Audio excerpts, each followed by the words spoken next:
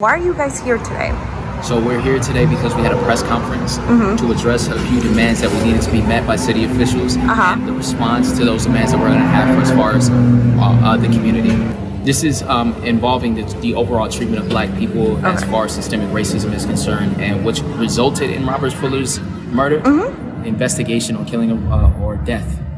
So we don't know exactly how that played out, but through his death, it was a result of a system that continuously produces this type of result for black people.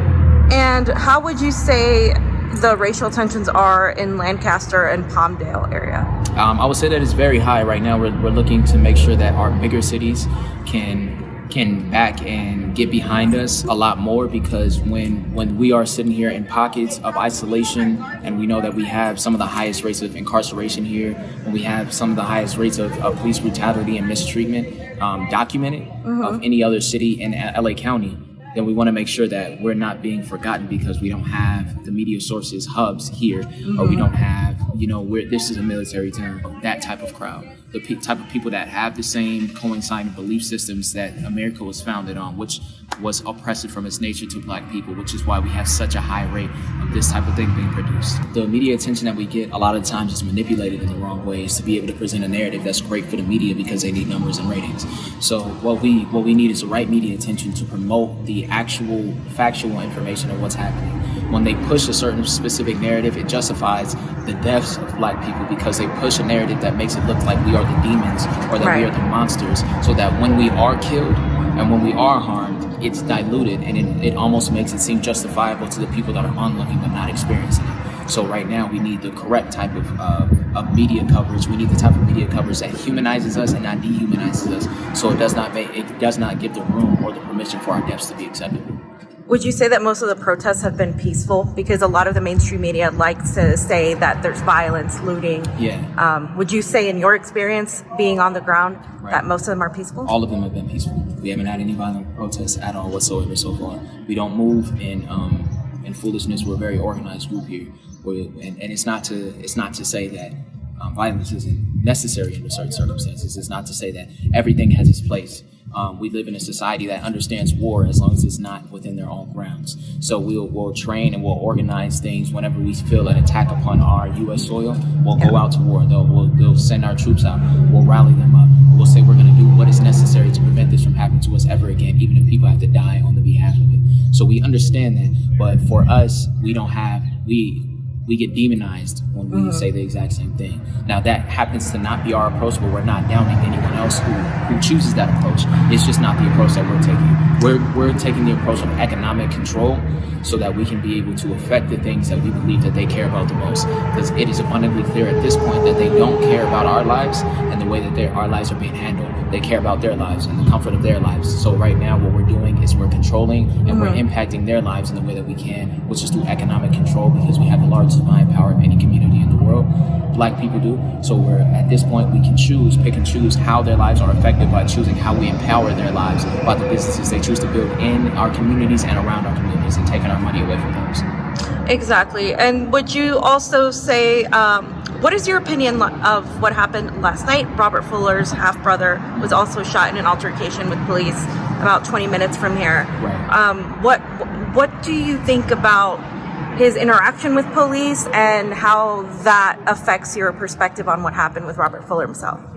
So when someone is placed inside of a situation where you find your brother being hung and they cannot provide answers for you, but they rule it as a suicide and your family speaks against it, and there is rumors of clans rallying in the same city in which you are living in, and the remnants of that racism is directly affecting and impacting your family, and you are approached by officers in unmarked vehicles, so they're not clearly stating who they are, at which point I feel that is in itself an act of violence, being the state of the world that we can actually see and experience and feel day to day. So if you understand sociologically that the state of our people are in a state of being attacked, And specifically, this family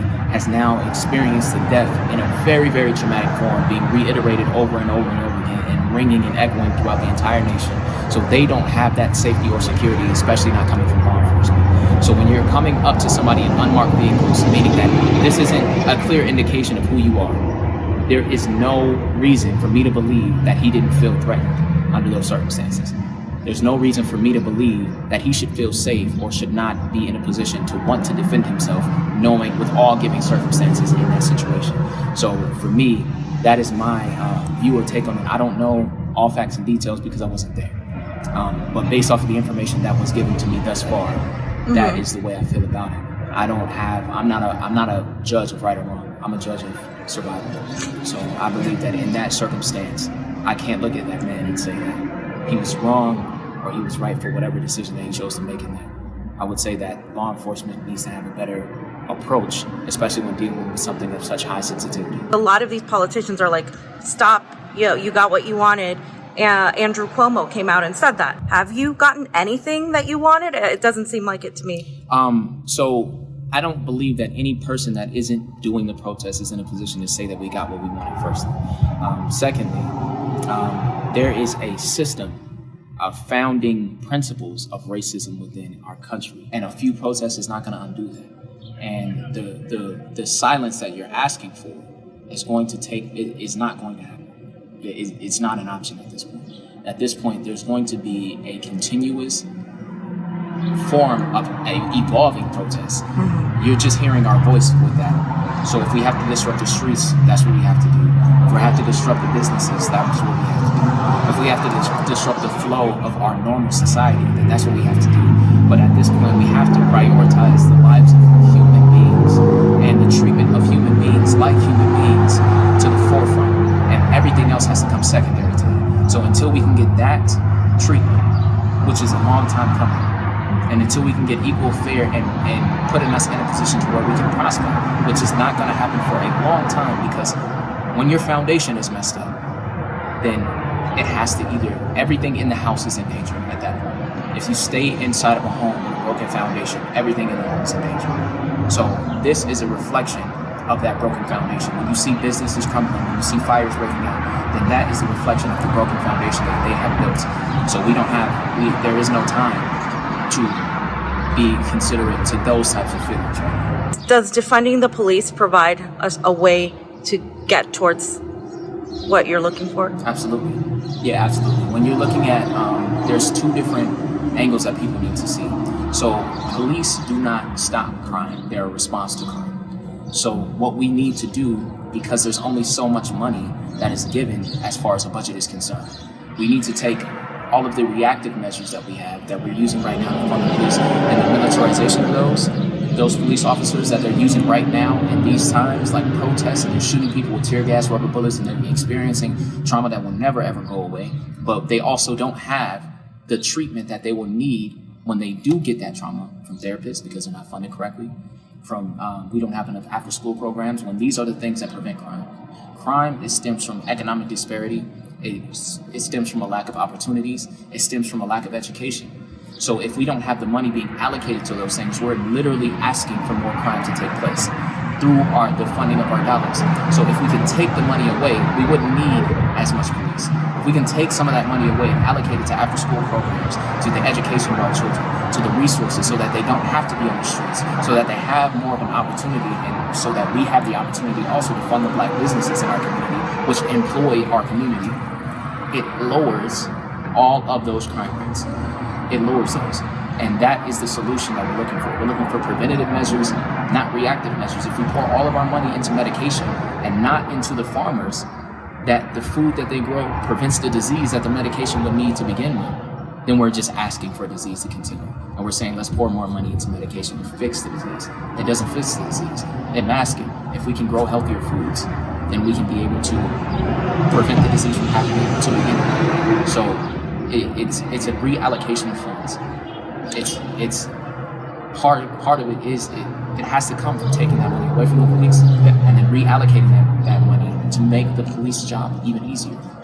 It's a compliment to them. if we're saying we want to help. My name is Ayende Love, and you can find me on all social media platforms under Ayende Love. It's spelled A as in apple, Y as in yellow, I as in ice, N as in Nancy, D as in dog, and E as in elephant, Love. AYINDE LOVE. I represent Gifted Arts and Activism. You can find us on any social media account under Gifted Arts and Activism. And that is it. Thank you very much.